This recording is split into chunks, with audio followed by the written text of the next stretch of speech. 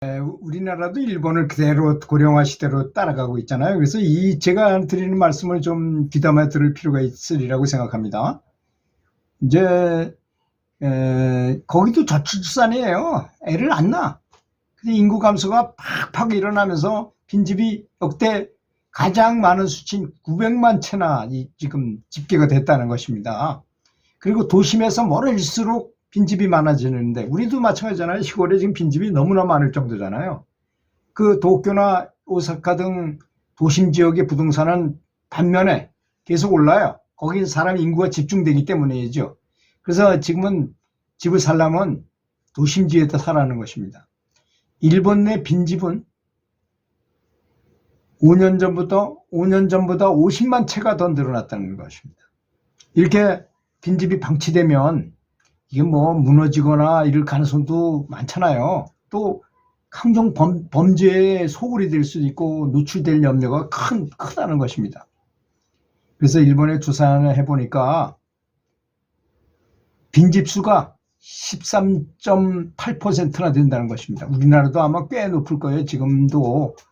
그리고 특히 문제는 뭐냐, 이제 전원주택을 지고 아주 전원주택을 화려하게 멋지게 지었어요. 아주 산 밑에다가 아주 정말 그림 같은 집을 지은 분들이 많아요.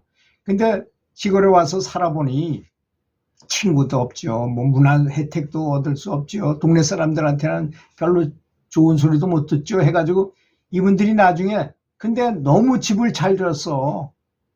10억씩 들어서 줬는데 그걸 반값에 내놔도 누가 물어보는 사람도 하나 없어요. 결국은 그분들도 다 돌아가시게 되면 빈집이 되는 것입니다. 이런 문제가 있다는 거예요. 그래서 빈집 전원 생활하려고 내려오신 분들도 좀 생각을 해봐야 될 거라고 저는 생각합니다. 전원 생활을 반대하는 것이 아니라. 그래서 저는 이제 그 영농교육도 3번이나 받았고요. 은퇴교육도 3번 정도 받았어요. 그분이 그러더라고요. 반드시 내가 그 지역에 살고 싶다면 빈집을 얻어가지고 미리 와서 살아보라는 것입니다. 살아보고 여기가 좋은지 나쁜지를 이런 걸 판단해가지고 그 다음에 이사를 오라. 그리고 너무 많은 투자를 하고 살라갈 생각은 하지 말아라. 뭐 이런 거를 얘기하더라고요. 그래서 멋있는 곳에다가 집을 외딴 집에다 이렇게 살다 보면 잘못한 때 뭐 산사태가 난될 수도 있고 홍수가 날 수도 있고 또 뭐 여러 가지 사건이 일어날 수도 있다는 것입니다. 그런 것에 대해서도 얘기하고 되도록이면 그 마을 같이 살 수 있는 곳이나 뭐 이런 걸 선택하는 것도 좋고 그런 걸 전혀 없이 온 사람은 이런 경우도 있었어요. 농사를 하도 비료를 많이 치고 보니까 여기 땅이 딱딱해가지고 산성화된 땅을 위에다가 흙을 깔았어. 그리고 와보니까 괜찮거든. 그래서 농사 짓다 보니까 땅을 보니까 안에 땅이 또 있어. 그런 경우도 있다 그래요. 그래서 그 동네에 살아보고서 귀농을 하라 이런 말을 하는 경우도 있어요. 또 일본에서 일어난 일인데요. 이 쓰레기장에서 하다 보니까 비닐봉지에 또 싼 게 뭐 있더라는 거예요. 그래서 지금 해보니까 여기서 돈이 3억 엔이 나온 거야. 3억 엔이나. 지금은 자식도 못 믿어요. 죽을 때 돼가지고. 또 은행에다 저금할 필요도 없어요. 그러니까 현찰을 갖고 있는 거야. 그러다가 죽어. 죽을 때까지 뭐 내가 그거 갖고 죽는 것도 아니잖아요. 그래서 이제 자식들이 와서 가재도구 다 했는데 너무나 비밀스럽게 감춰놨으니 못 찾아요. 쓰레기 처리하는데 쓰레기채로 나와서 그걸 딱 보니까 그게 3억 엔이라는 엄청난 큰 돈이 거기 들어있다는 것이죠.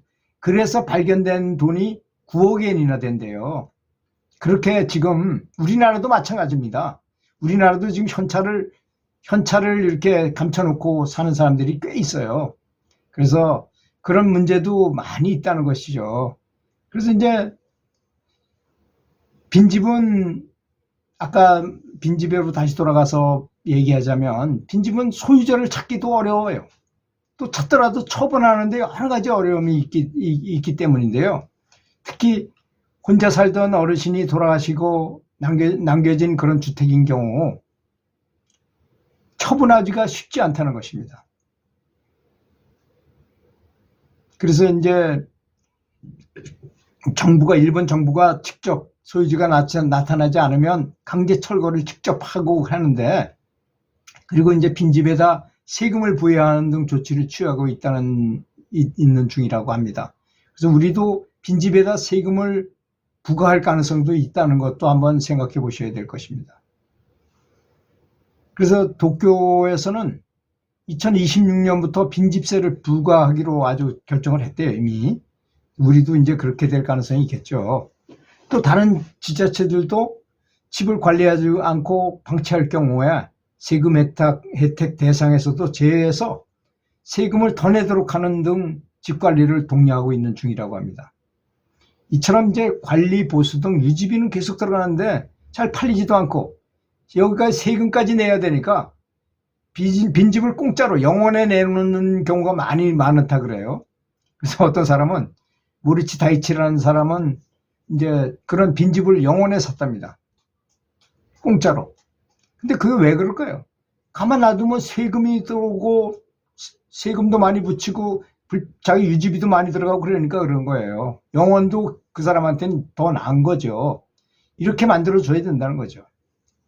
그래서 영원의 집이 일본 곳곳에서 늘어나고 있다고 합니다.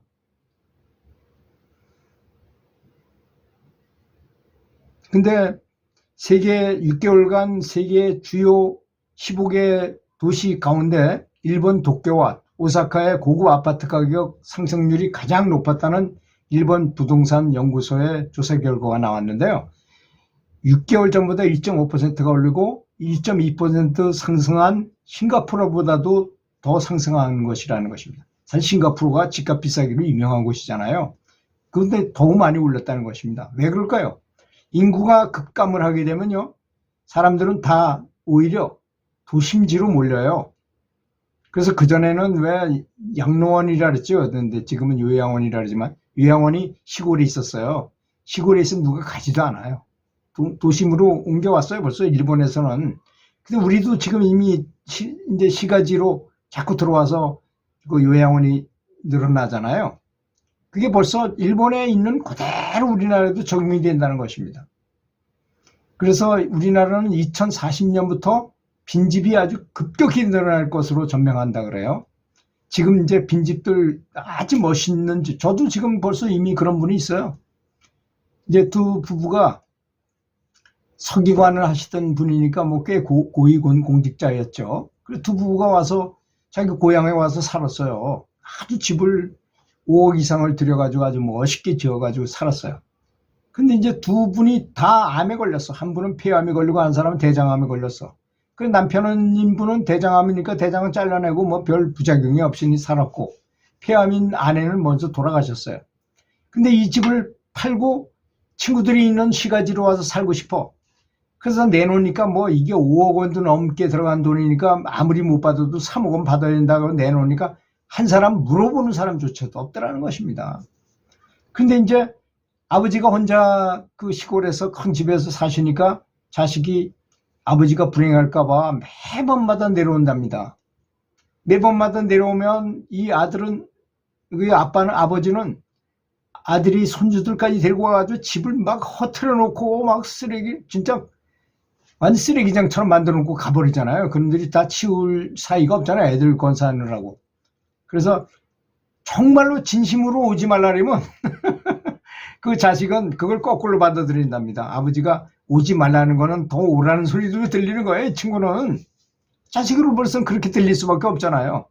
그래 더 많이 온다는 거 아주 참 미칠 지경이라고 아주 굉장히 괴로움을 진심을 말하더라고요. 그 소기관이었던 분이 그래요. 그렇게 진심으로 저한테 한탄을 하면서 말하는데 절대로 자기는 귀농해가지고 이렇게 외롭게 시골에서 사는 거를 도시락 싸고 다니면서 말리고 싶다는 심정이었다고 말하더라고요.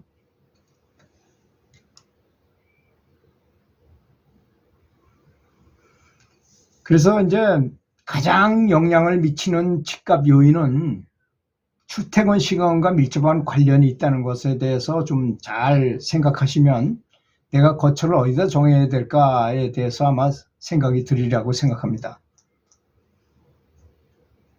우리나라도 인구 감소가 급감하고 진행되고 있는 만큼 부동산 시장의 격차 해소 방안과 늘어나는 집에 대한 빈집에 대한 대책을 미리 마련해야 할 것이라고 보인다고 이렇게 이 뉴스가 정했어요. 그런 걸 보면 우리도 이제 고령화 시대, 저출산 고령화 시대라는 심각한 상황에 왔다는 점을 다시 한번 생각해 봐야 되는 시점이라고 생각합니다. 들어주셔서 감사합니다.